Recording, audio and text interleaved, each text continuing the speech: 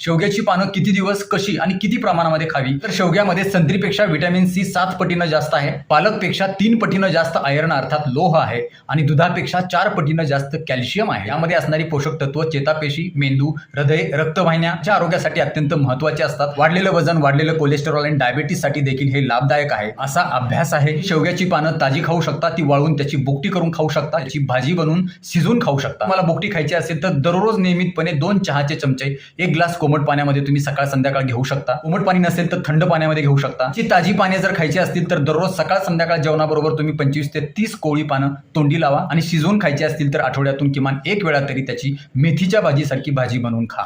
यासोबतच शेवग्याची 15-20 पानं तुम्ही 1 कप पाण्यामध्ये टाका, त्याला उकळा, त्याच्यामध्ये थोडं लिंबू किंवा मध टाका आणि ते तुम्ही प्या. अति जास्त प्रमाणामध्ये जर तुम्ही पानांचं सेवन केलं किंवा पावडर जास्त खाल्ली तर ते तुम्हाला जुलाब देखील लावू शकतात, तुमची पचनशक्ती देखील बिघडू शकते. सविस्तर व्हिडिओ पाहण्यासाठी खाली लिंकवरती क्लिक करा.